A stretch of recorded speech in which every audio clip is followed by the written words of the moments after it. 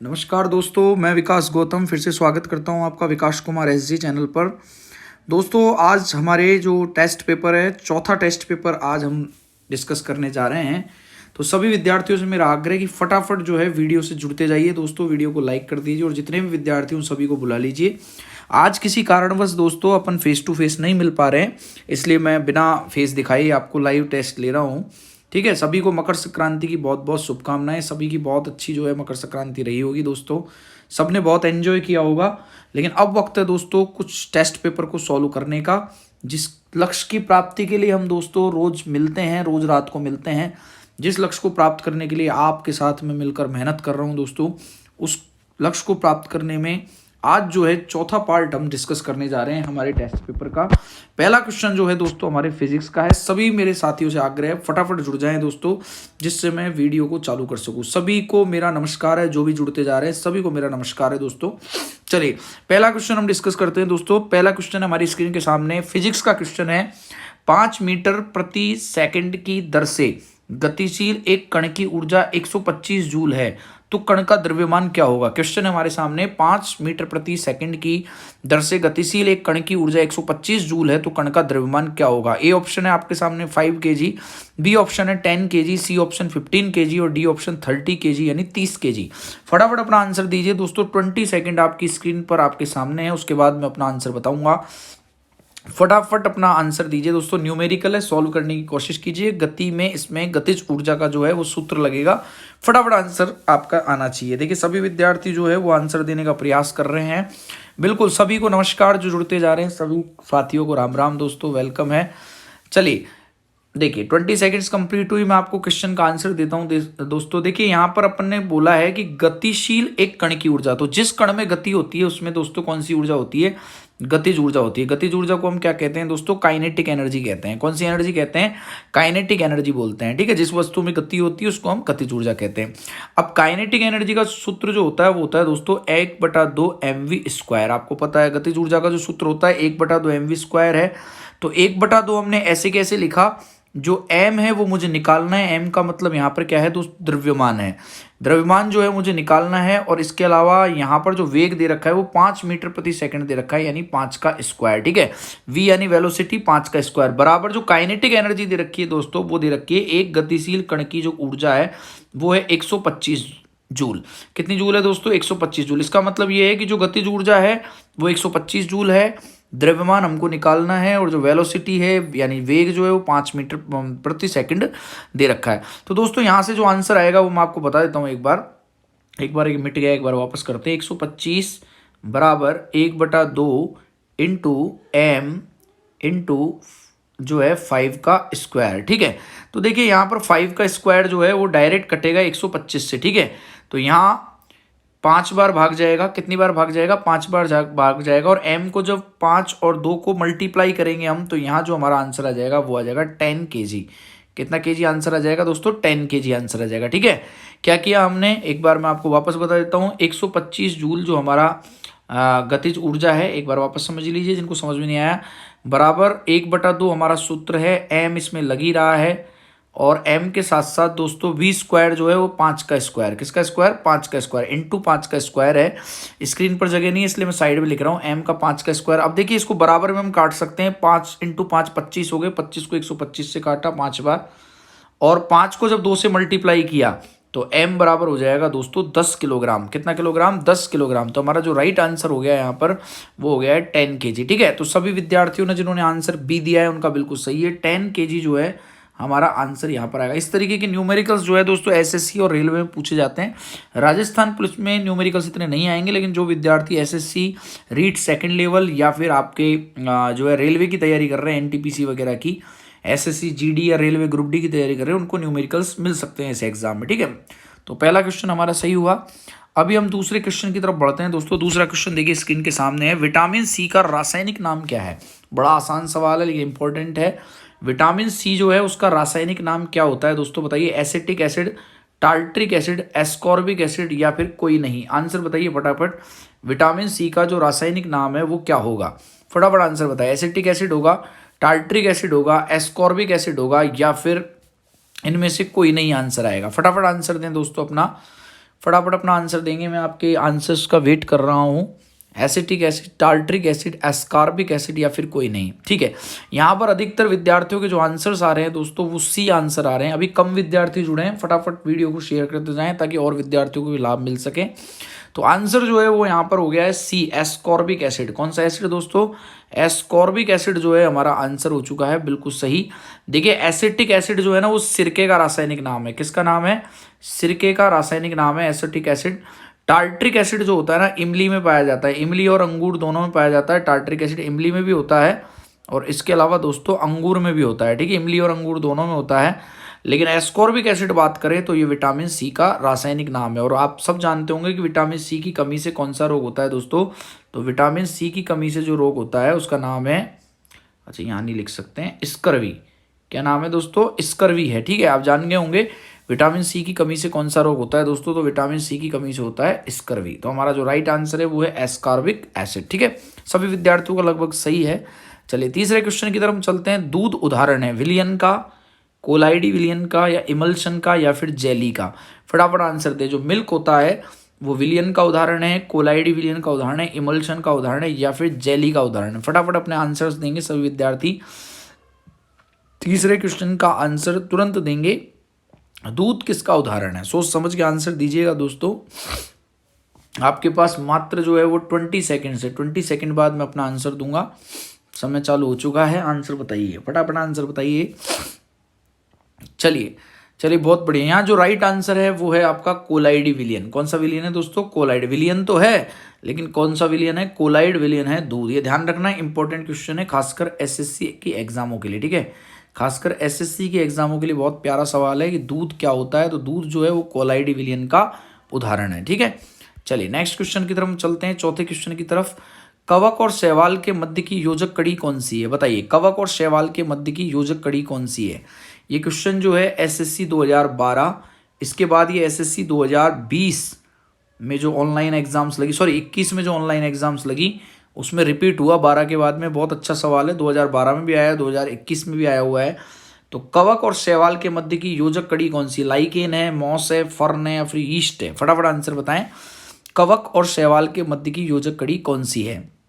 चलिए अपने अपने आंसर बताइए फटाफट, फास्ट स्पीड से, ताकि मैं अगले क्वेश्चंस भी करा सकूं। फटाफट आंसर दें दोस्तों। यहाँ पर आंसर क्या आएगा?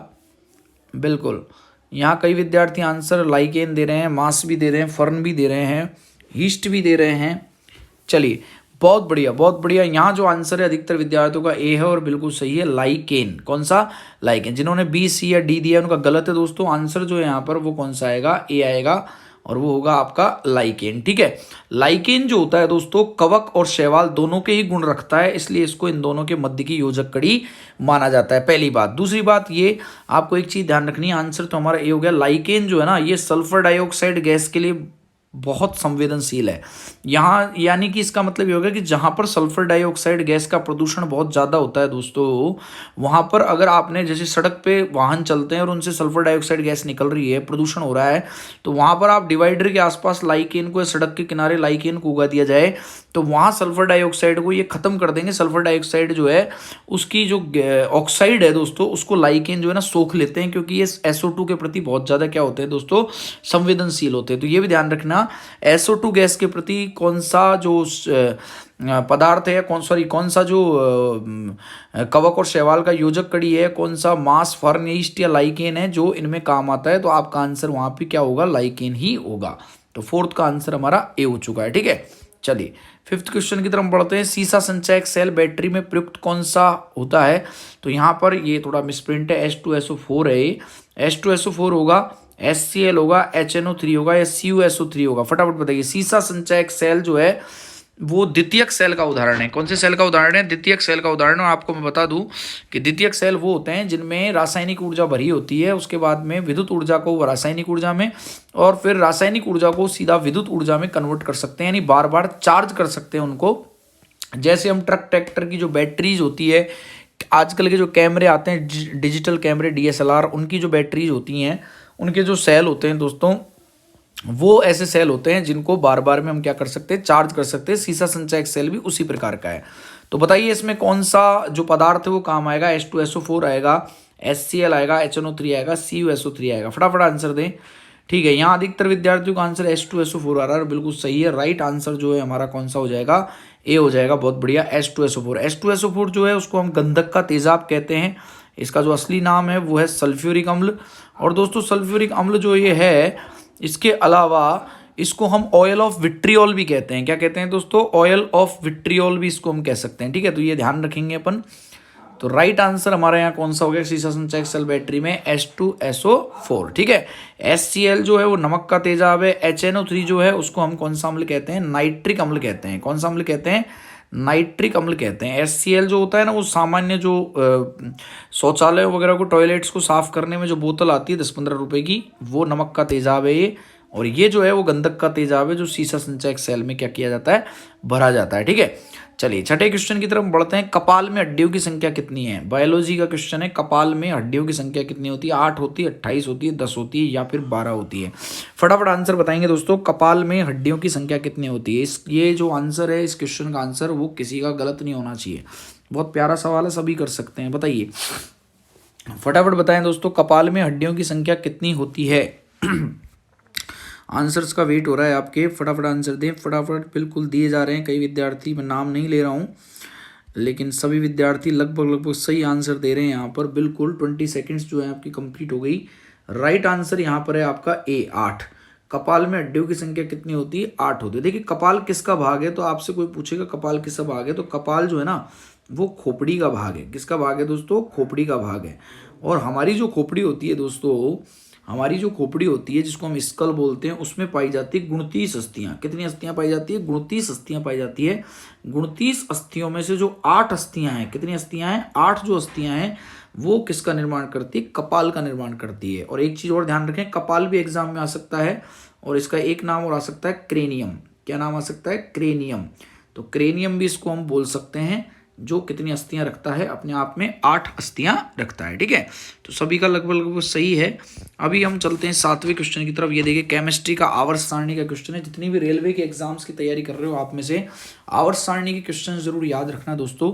आवर्त सारणी के वर्ग फर्स्ट में कितने तत्व हैं, सॉरी, आवर्त सारणी के वर्ग फर्स्ट के तत्व जो है वो क्या कहलाते हैं, क्षारीय धातु, क्षारीय मृदा धातु, संक्रमण तत्व या फिर हैलोजेंस कहलाते हैं। बताइए, फटाफट आंसर दें। आवर्त सारणी जो मेंडलीफ ने दी थी, उसमें जो फर्स्ट वर्ग है, आवर्त और वर्ग दो चीजें होती है ना, तो उसमें जो वर्ग फर्स्ट है उसके तत्व क्या कहलाते हैं, क्षारीय धातु कहलाएंगे, क्षारीय मृदा कहलाएंगे, संक्रमण तत्व कहलाएंगे, ट्रांजिशन एलिमेंट, या फिर हैलोजेंस कहलाएंगे। फटाफट बताइए।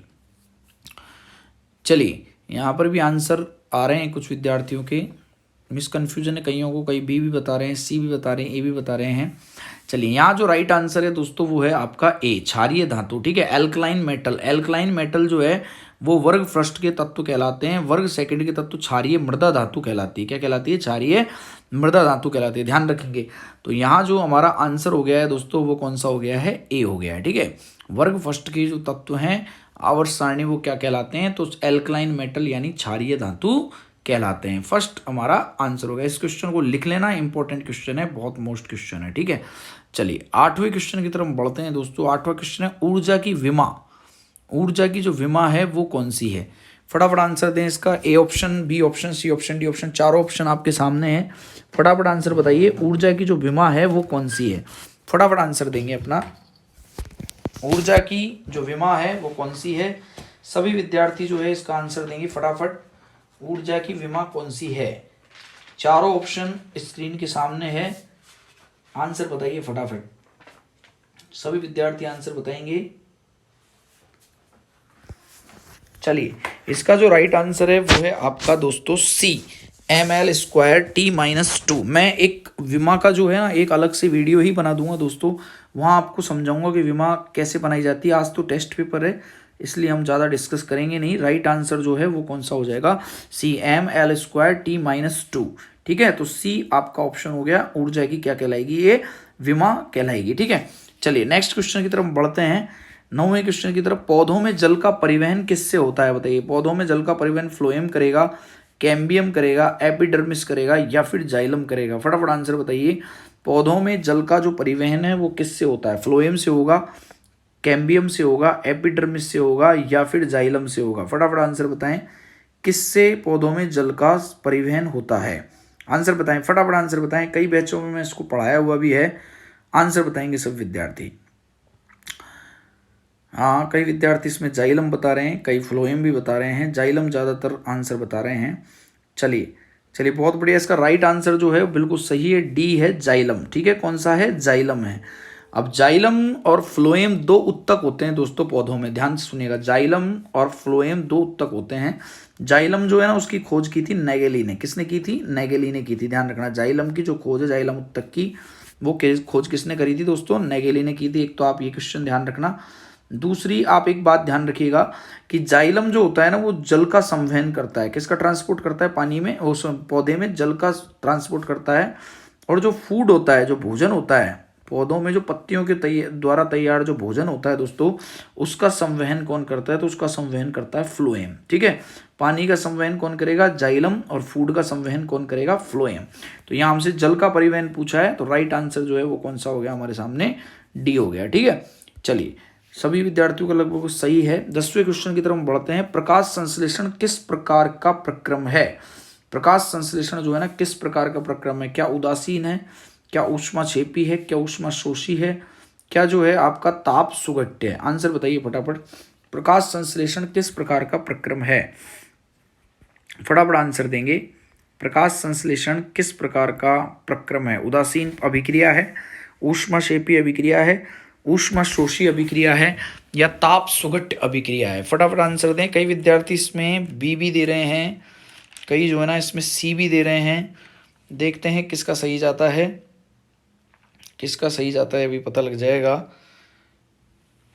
बिल्कुल, यहाँ जो राइट आंसर है दोस्तों वो है आपका सी, ऊष्माशोषी अभिक्रिया है। कौन सी अभिक्रिया है दोस्तों? ऊष्माशोषी अभिक्रिया। प्रकाश संश्लेषण जिसको हम फोटोसिंथेसिस कहते हैं, और जो कि पत्तियों में होता है प्रकाश की उपस्थितियों में। ठीक है, तो वहां पर जो आंसर आएगा वो कौन सा आएगा? सी आएगा, ऊष्माशोषी अभिक्रिया। ठीक है, चलिए 11वें क्वेश्चन की तरफ बढ़ते हैं। अगले क्वेश्चन की तरफ। वृक्क की संरचनात्मक व क्रियात्मक इकाई कौन सी है? न्यूरॉन है, नेफ्रॉन है, तंत्रिका है, या फिर इनमें से कोई नहीं है? आंसर बताएं।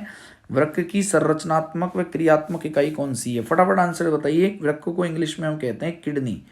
क्या कहते हैं दोस्तों? किडनी कहते हैं। इसकी स्ट्रक्चरल एंड फंक्शनल यूनिट हमसे पूछ रहा है, बताइए कौन सी है? न्यूरॉन है, नेफ्रॉन है, तंत्रिका है, या इनमें से कोई नहीं है? फटाफट आंसर देंगे। बड़ा अच्छा और बड़ा सरल सवाल है, आप कर सकते हैं इसको, मुझे ऐसा विश्वास है। आंसर बताइए, आंसर बताइए दोस्तों फटाफट। वृक्क की संरचनात्मक क्रियात्मक है, उत्सर्जन तंत्र से संबंधित क्वेश्चन है। बिल्कुल, कई विद्यार्थी इसमें नेफ्रॉन आंसर दे रहे हैं और उनका आंसर बिल्कुल सही है। राइट आंसर जो है बिल्कुल नेफ्रॉन है।